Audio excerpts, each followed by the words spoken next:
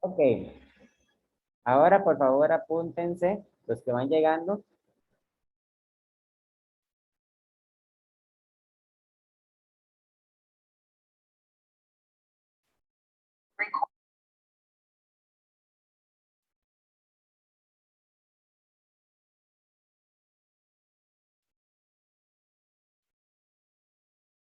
Muy bien, chicos, excelente. Voy a empezar la clase a partir de acá. Entonces, el lunes pasado yo estaba explicando un ejemplo en clase cuando inesperadamente se fue la luz, ¿verdad? Entonces, tal vez sea bueno volver a, volver a hacer ese ejemplo que estaba haciendo. Entonces, nosotros teníamos, vamos a ver, teníamos un sistema de coordenadas en X y en Y.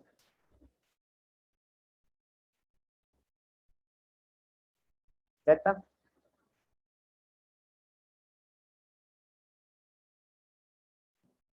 Teníamos un campo magnético que apuntaba hacia arriba.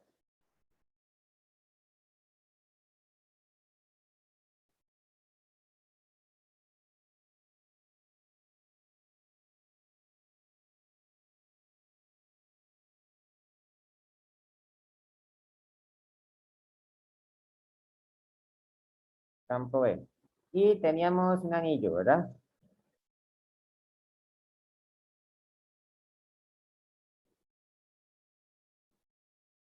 Entonces, si no estoy equivocado, el campo magnético,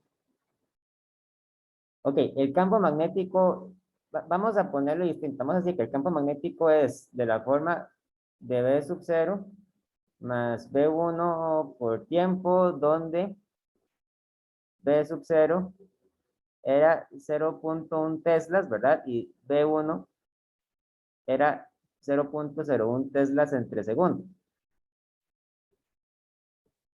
Es otra forma de escribir lo que estábamos diciendo la vez pasada. ¿Alguno podría recordarme de qué medida era el anillo era el radio de este anillo?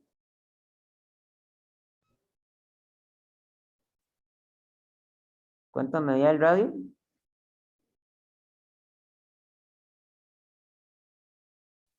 5 centímetros. 5 centímetros, gracias.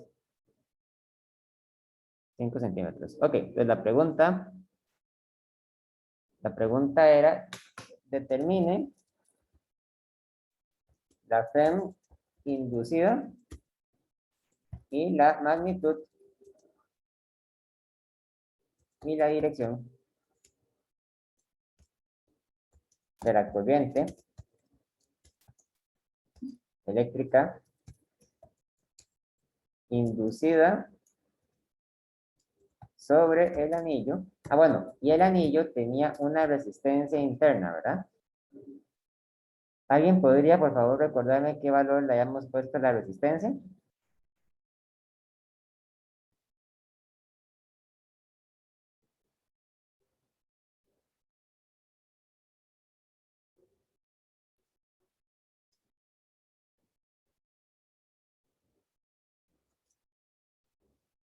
¿Qué valor tenía?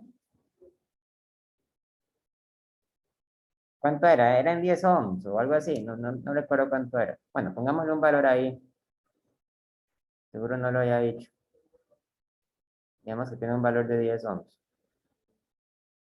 Si no eran 10 ohms, ahí me corrijo.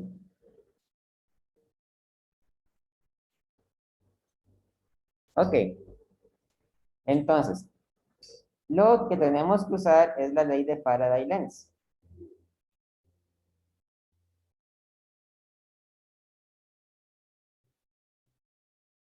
La ley de Faraday-Lenz lo que dice es que la P inducida es igual al negativo del cambio, ¿sí? Eran 5 ohms.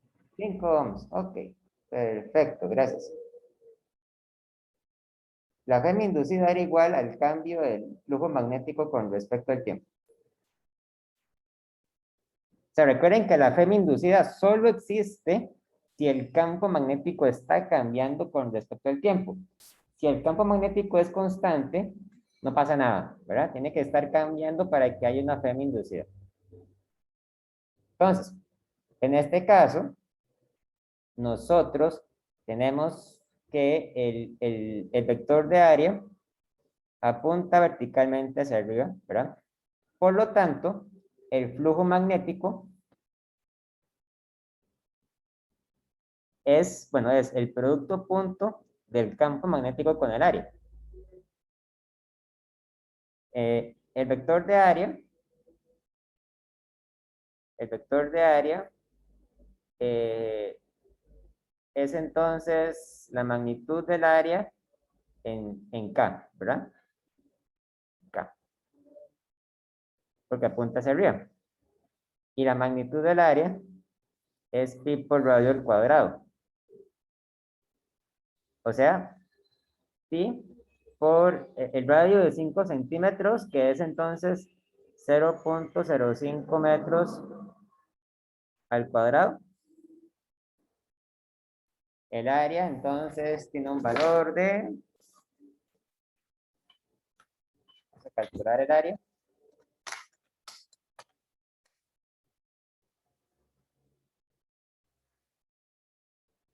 Aproximadamente 7.85 por 10 a la menos 3 metros cuadrados.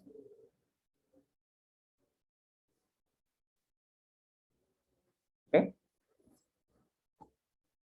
Pues, por lo tanto, el flujo magnético es igual a la constante V sub 0 más la constante V1 por el tiempo,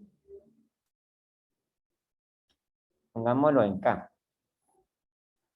V sub 0 en K más V1 en K por el tiempo, producto punto, el vector de área que es A en K, ¿verdad? Pongamos esto en términos de K, para que quede claro que apunta hacia el eje Z.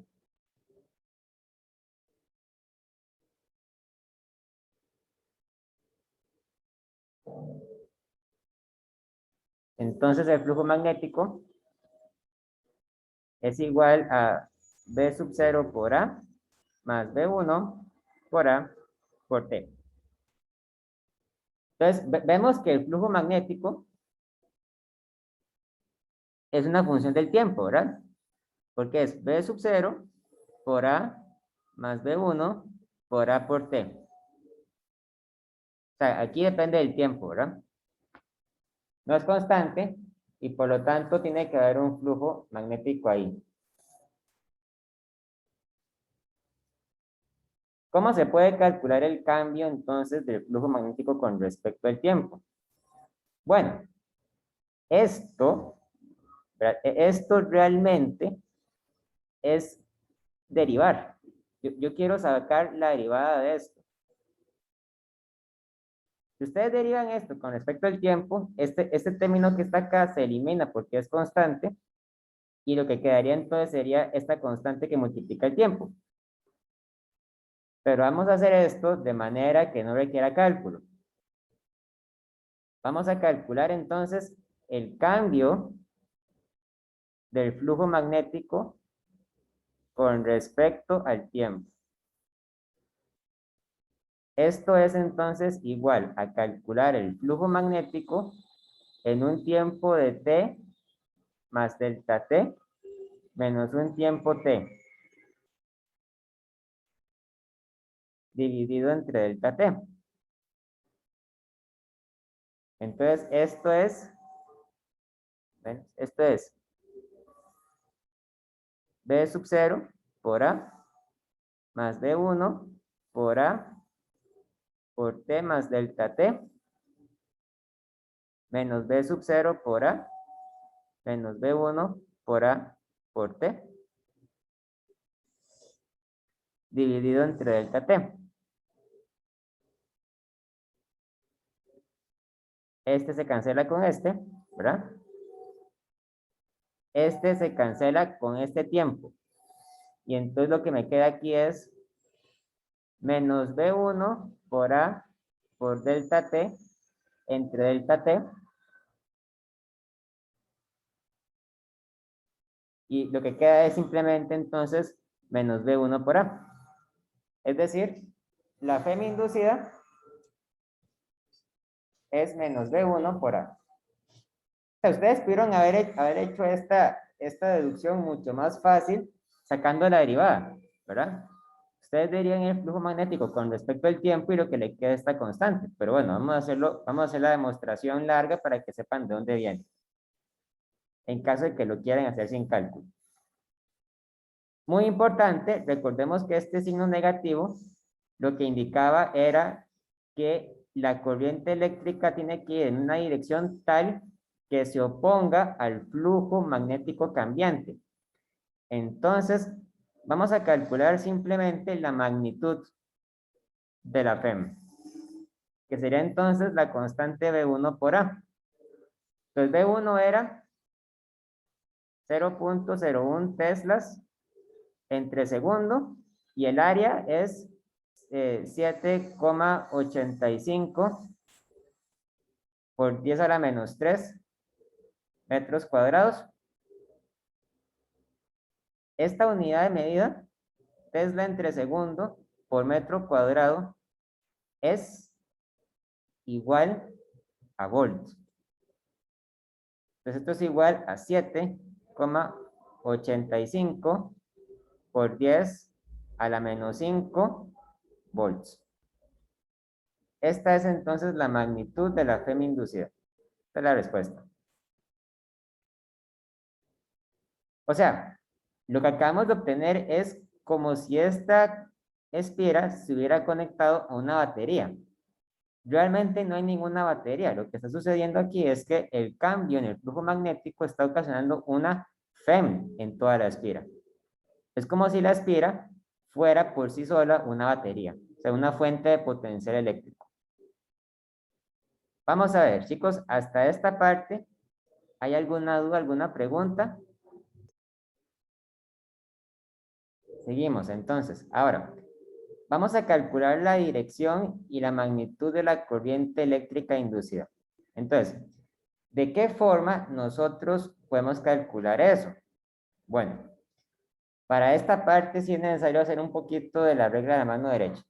Entonces, como el campo magnético externo está creciendo artificialmente hacia arriba, ¿verdad? O sea, recordemos que aquí hay un campo que cada segundo que pasa está aumentando hacia arriba.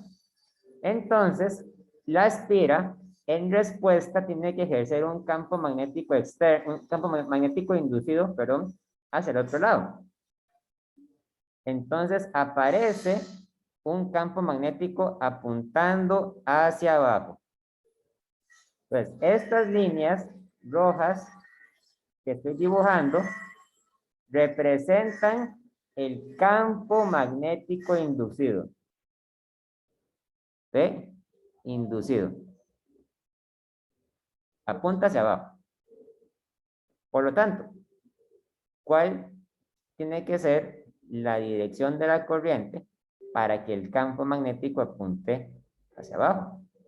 Bueno, si el campo magnético apunta hacia abajo, entonces yo con la mano derecha, ¿verdad? Con los 4 dedos grandes, dirijo hacia abajo y empiezo a dar vuelta en la dirección del pulgar. Si el campo magnético apunta hacia abajo, entonces la corriente tiene que ir en la misma dirección que las agujas del reloj. O sea, la corriente inducida iría en este sentido.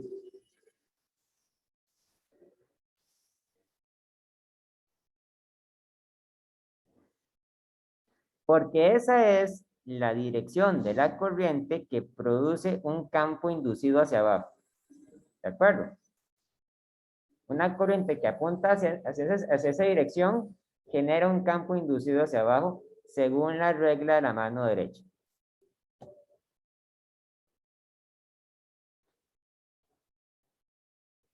Ok. Ahora, para calcular esta corriente, simplemente aplicamos la ley de Ohm.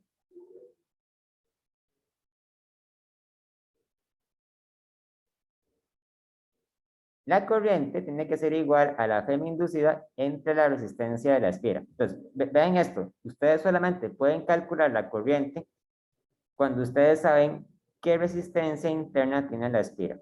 El valor que tenga, ¿verdad? Entonces, la Fm inducida fue de 7,85 por 10 a la menos 3 volts. No, por 10 a la menos 5, ¿verdad? 10 a la menos 5 volts. Y la resistencia que hayamos dicho era de 5 ohms, ¿verdad?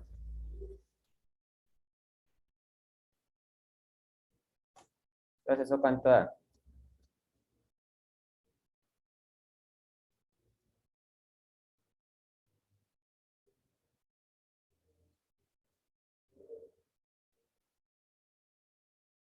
Uno coma 57 por 10 a la menos 5 amperes de corriente. Esta es la FEM que aparece, esta es la corriente, perdón, que aparece en ese circuito, en esa espira, cuando el campo magnético cambia.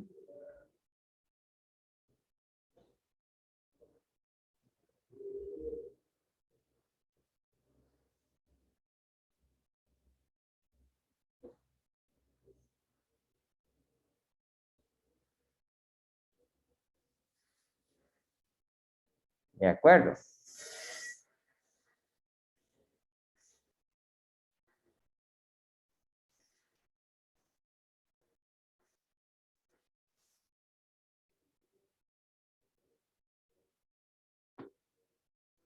Esta es la corriente.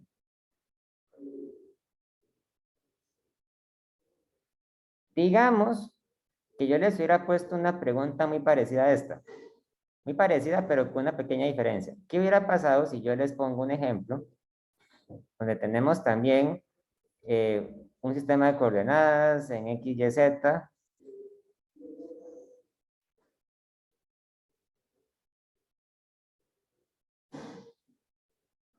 Les pongo un campo magnético que apunta hacia arriba.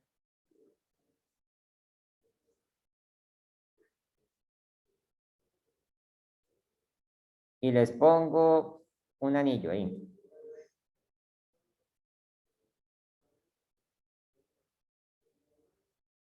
Pero digamos que el anillo aquí también tiene un radio de 5 centímetros. Y vamos a decir que el campo magnético de este ejemplo va a ser B sub 0 menos B1T. Bueno, B sub 0, pongamos B sub 0 en K menos B1 en K por T, donde B sub 0 es 0.1 teslas y B1 es 0.01 teslas entre segundos. Entonces, esto que está aquí es casi lo mismo que el ejemplo anterior. La única diferencia es la fórmula para el campo magnético. En este caso, vean que yo estaba sumando, mientras que aquí estoy restando, ¿verdad? Eso quiere decir que el campo magnético tiende a disminuir con el tiempo, en lugar de aumentar. O sea que en un tiempo posterior, el campo magnético va a apuntar un poquito menos intenso hacia arriba. O sea, va a seguir apuntando hacia arriba, solo que menos. Y conforme va pasando el tiempo, se va haciendo cada vez más y más pequeño.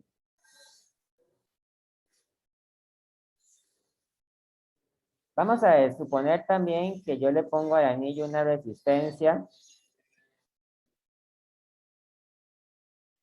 de 5 ohms, ¿verdad? Entonces, para calcular la Fm inducida, utilizo la misma fórmula de la ley de Faraday-Lenz. Recordemos que la ley de Faraday-Lenz dice entonces que la Fm inducida es igual al negativo del cambio del flujo magnético con respecto al tiempo, ¿verdad? O sea que esto realmente es la derivada del flujo magnético con respecto al tiempo. Donde el flujo magnético es el producto punto del campo magnético con el área. Entonces esto es B sub 0 por K menos B1 por K por T punto área en K. Entonces esto es B sub 0 por A menos B1 por A por T. Entonces cuando ustedes derivan esto, ¿verdad? El flujo magnético es menos el cambio, sería menos B1 por A, ¿verdad? O sea, sería B1 por A. En este caso, entonces, la fema inducida sería exactamente la misma que en este caso, ¿verdad? Sería exactamente la misma, y no hay ninguna diferencia. Entonces sería 0.01 teslas entre segundo por el área, que aquí el área también es la misma, el área es, esta es 7.85 por 10 a la menos 3 metros cuadrados.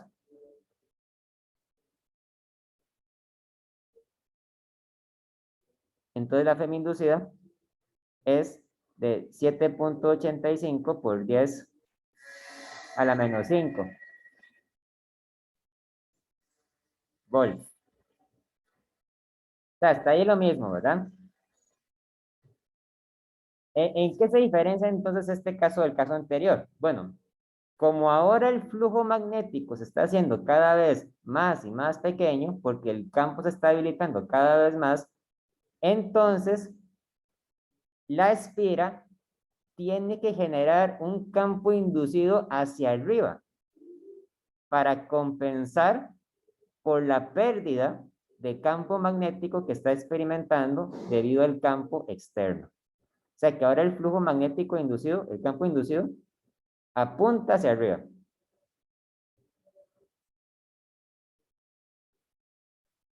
Esto es distinto al caso anterior. En el caso anterior, el campo inducido apuntaba hacia abajo. Y en este caso, el campo inducido apunta hacia arriba. Por lo tanto, quiero que hagan una cosa. No siempre va a pasar que el campo inducido va a apuntar en la dirección opuesta del campo externo. Puede ser que apunte en la misma dirección. Lo que sabemos es que el campo inducido va a apuntar en la dirección opuesta a la dirección que está cambiando el campo externo, ¿verdad? Porque recuerden que la inducción magnética sucede solamente cuando hay un cambio de campo magnético. Por lo tanto, según la regla de la mano derecha, para que aparezca un campo inducido en esa dirección, tiene que haber entonces una corriente inducida en esta dirección.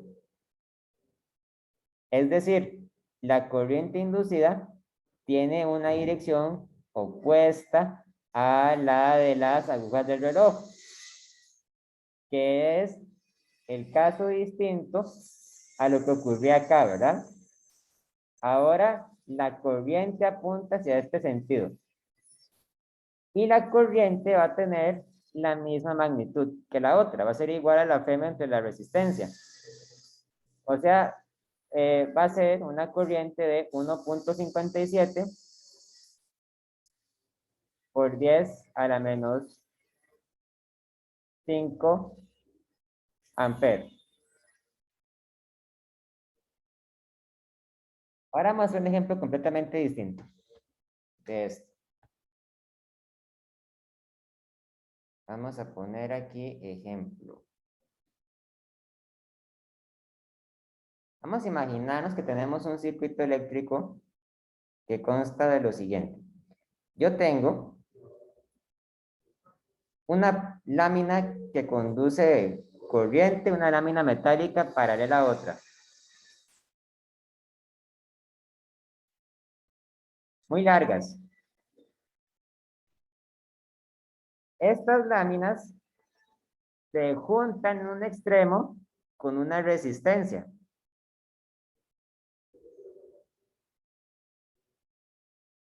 Digamos que esa resistencia tiene un valor de 6 ohms.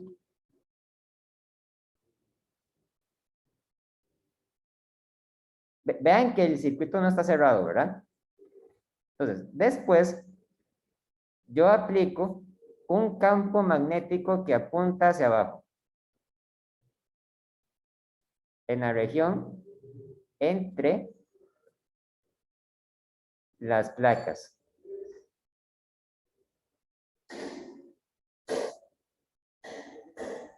Y este campo magnético va a ser constante. Va a ser un campo magnético externo de un valor de 0.25 testas.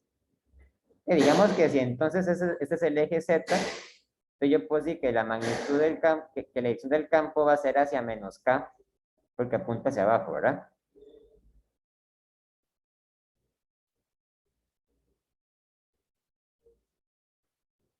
Digamos que la longitud que hay acá es conocida, la longitud mide 1,20 metros. Pero ahora, lo interesante es que yo voy a colocar una placa encima de estas dos. Como un trencito, digamos.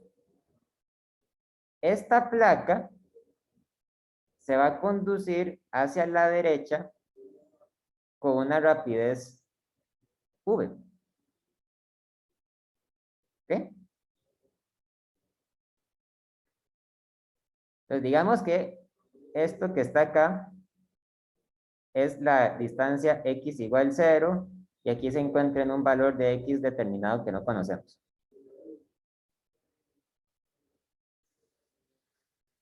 Pero se está moviendo con una velocidad v hacia la derecha, ¿verdad? Entonces la pregunta que vamos a hacernos es la siguiente. ¿A qué velocidad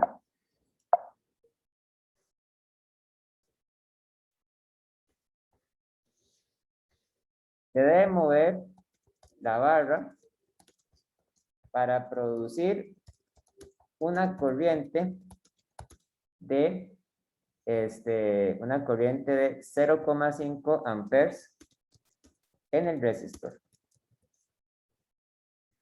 ¿Saben qué pregunta tan interesante? O sea, pareciera ser que el movimiento de esta barra está induciendo una corriente en este resistor. Evidentemente, este fenómeno se debe a la ley de Faraday-Lenz, pero es curioso porque aquí el campo magnético es constante, no cambia con respecto al tiempo. Entonces, ¿qué es lo que sucede acá? Bueno, es de hecho bastante simple. Recuerden que la ley de Faraday-Lenz dice que en este circuito va a aparecer una FEM inducida que es igual al cambio del flujo magnético con respecto al tiempo, donde el flujo magnético era el producto punto del campo magnético con el área. Pero bueno, aquí el campo magnético es constante, ¿verdad? El campo magnético externo. ¿Qué valor tiene el área en este circuito? Ok, el área, para no confundirnos, ¿verdad? El área se refiere al área de la región donde está circulando la corriente. O sea, sería el área de este rectángulo. El área de este circuito es igual a lado por lado, ¿verdad? Entonces, un lado mide L y el otro lado mide X. Pero, como podemos ver, la posición en X de la barra no es fija, sino que cambia con respecto al tiempo. Y si la posición de la barra cambia con respecto al tiempo, está cambiando el área del circuito. Y si cambia el área del circuito, también cambia entonces el flujo magnético. No cambia porque cambia el campo, sino que cambia porque cambia el área, ¿verdad? Entonces, podemos ver que en este caso el flujo magnético va a ser igual a la magnitud del campo por el largo por X. Y por lo tanto, vean esto, el cambio del flujo magnético con respecto al tiempo va a ser igual al cambio con respecto al tiempo de la magnitud del campo magnético, del largo y de X. Uy, ¿está temblando, chicos? Pongamos pausa. Bueno, de vuelta del pequeño recreo del temblor. Ya no pasó nada, ¿verdad? Seguimos con este ejemplo. Entonces calculamos el cambio del flujo magnético con respecto al tiempo. Aquí lo que pasa entonces es que tanto el campo magnético como el largo de la resistencia son cantidades constantes. Y entonces pueden salir de la fórmula sin ningún problema. Tal y como ustedes sacan constantes de las derivadas. Entonces, ustedes B por L por el cambio de X con respecto al tiempo. Entonces, hay que ver, ¿verdad? ¿Qué interpretación le damos a esta cantidad? ¿Qué significa el cambio de X con respecto al tiempo? O sea, es cómo cambia la posición de esta barra con respecto al tiempo. Y eso, como es sabido, es equivalente a la velocidad. O sea, esta cosa que está aquí es la velocidad de la barra. De la misma forma, ¿verdad? Es como en física podemos decir que la derivada de la posición con respecto al tiempo es la velocidad de una partícula. Por lo tanto, esto es igual al campo magnético por L por V, ¿verdad?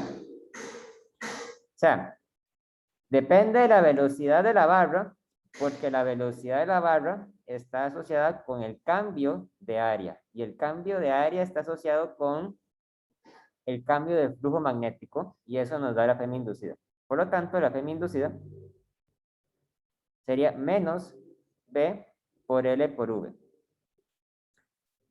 Aquí lo que interesa es el cálculo de la magnitud. Entonces vamos a poner aquí que la magnitud de la Fm inducida es igual a B por L por V. Claro, yo no conozco la velocidad, ¿verdad? Por lo tanto, no puedo calcular la Fm inducida.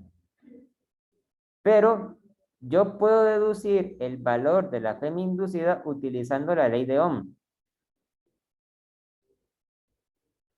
La ley de Ohm me dice que la Fm inducida es igual a la corriente inducida por la resistencia.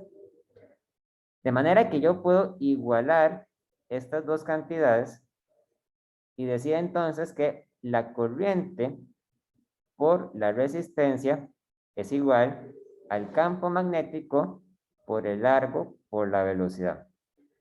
Y entonces la velocidad es igual a la corriente por la resistencia dividido entre el campo magnético y el arco.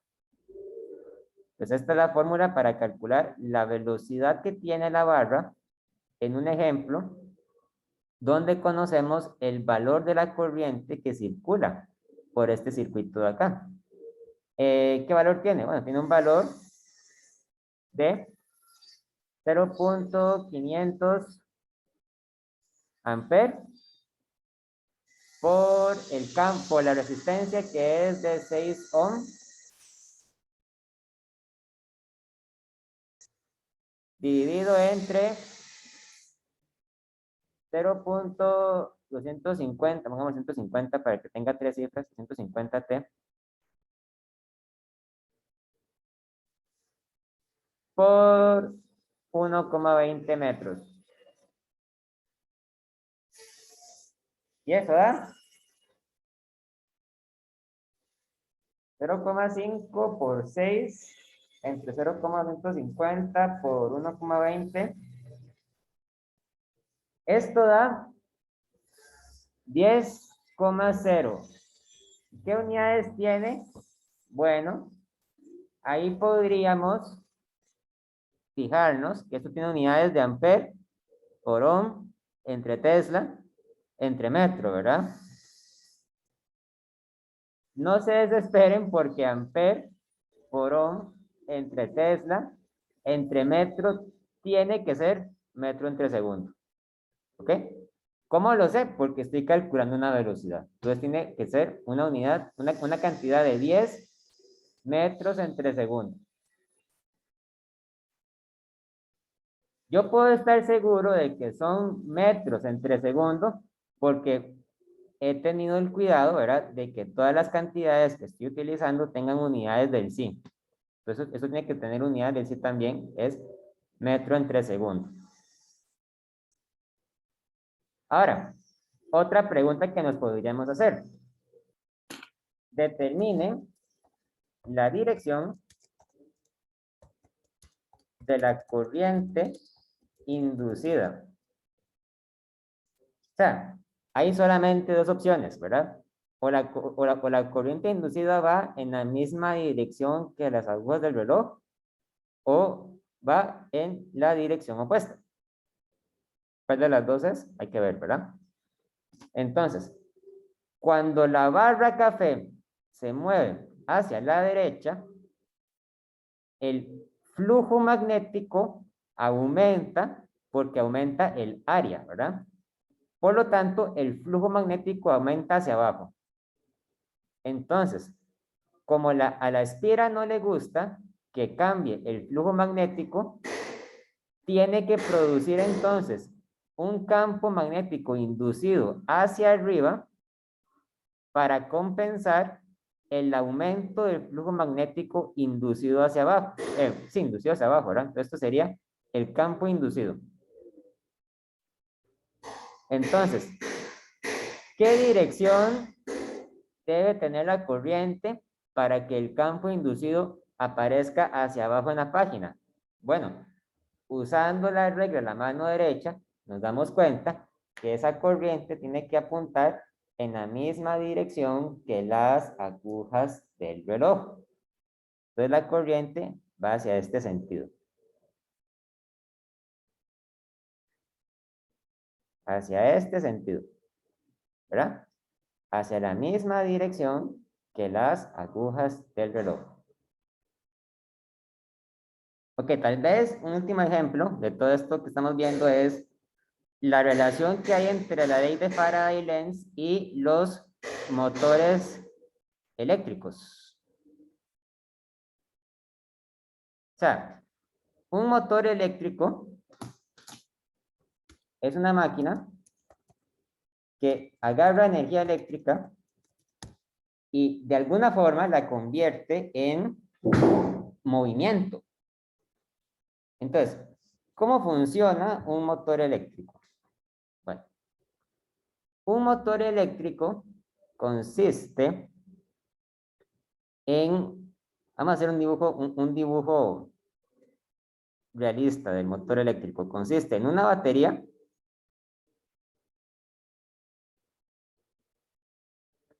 que tiene una diferencia de potencial, se conecta a una resistencia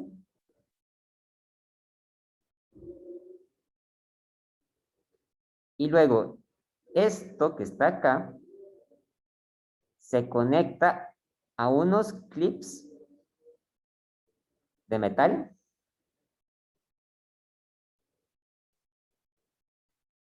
y a través de estos clips se hace pasar una espira metálica que tiene varias vueltas. Así. Y debajo de la espira se coloca un imán.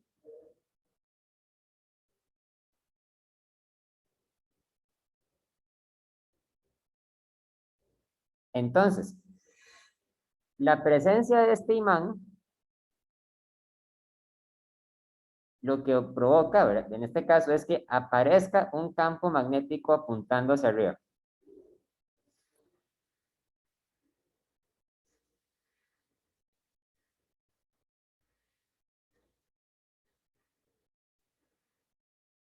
Es el campo magnético externo. Y en este caso, la corriente eléctrica que circula a través del circuito es una corriente I cuyo valor está controlado por el valor de la resistencia. La corriente será igual a la FEM de la batería o al potencial de la batería dividido entre la resistencia. Entonces, la idea es que esta espira metálica, o sea, este cablecito rojo, se puede mover con total libertad con respecto a los clips. Pero tanto los clips como la espira son metálicos y están en contacto entre sí. Por lo tanto, la corriente, una vez que empieza a viajar a través de los clips, se transmite por la espira, da vueltas, ¿verdad? Y con esto puede concluir el circuito. Muy bien. Entonces, tenemos un ejemplo de flujo magnético donde el campo magnético se supone que es constante porque el campo magnético viene dado por el imán y el imán no se mueve, el imán queda en reposo, entonces el campo magnético externo es constante, ¿verdad? Tenemos también un caso donde la magnitud del área es constante, porque la magnitud del área se refiere entonces al área que tiene esta esfera. Claro que el área no necesariamente apunta en la misma dirección que el campo magnético, el área puede apuntar hacia esta dirección. De modo que se forma un ángulo zeta entre el área y el campo magnético. Y además sabemos que hay una FEM, o sea, que hay un potencial eléctrico en este circuito que es igual al potencial de la batería. Entonces, el flujo magnético viene dado por el producto punto del campo externo con el área. Y esto es igual entonces a la magnitud del campo magnético por la magnitud del área por el coseno del ángulo que se forma entre el campo magnético y el área. La ley de Faraday-Lenz entonces dice que la FEM, es decir, que el potencial de la batería tiene que ser igual al cambio en el flujo magnético con respecto al tiempo. Es decir, es igual a menos el cambio con respecto al tiempo de la magnitud del campo magnético por la magnitud del área por el coseno del ángulo. Entonces, si el campo magnético y el área son constantes, yo los puedo sacar de esta tasa de cambio. La FEM es igual a menos la magnitud del campo por la magnitud del área por el cambio del coseno del ángulo con respecto al tiempo.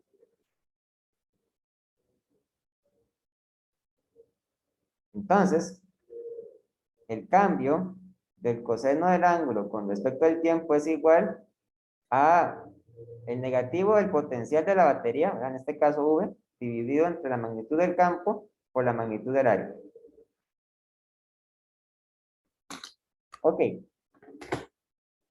Si yo sé, entonces, que el potencial eléctrico, el campo magnético y el área de la esfera son todas cantidades que son distintos de cero, entonces físicamente, ¿qué significa que el coseno del ángulo esté cambiando con respecto al tiempo? ¿Qué quiere decir eso, chicos?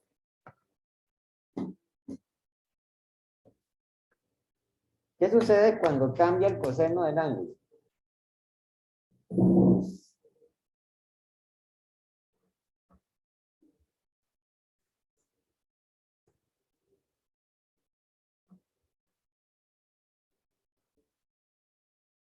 Como estamos forzando un cambio en el ángulo, esto significa que el motor empieza a girar. ¿Verdad? Y eso es un motor, ¿verdad? Un motor es una pieza que de alguna forma gira, ¿verdad? Puede ser, por ejemplo, el motor del kit de robótica. Usted le aplica una corriente eléctrica o le aplica un potencial y hay un mecanismo que hace que una pieza del motor gire. Claro, esto que está aquí es un mecanismo bastante artesanal, bastante abstracto, bueno, bastante, ¿cómo decirlo? Bastante sencillo. Pero, ¿verdad? La idea detrás de un motor eléctrico de alta precisión, como el que tiene un robot de Lego, es fundamentalmente lo mismo que este. Claro, la fórmula para calcular la velocidad angular de este motor es bastante complicada, no vamos a profundizar más en esto. Nada más quería que ustedes vieran, ¿verdad? Eh, una aplicación realista que tiene este tipo de mecanismos en la vida cotidiana. De hecho, vamos a ver, este,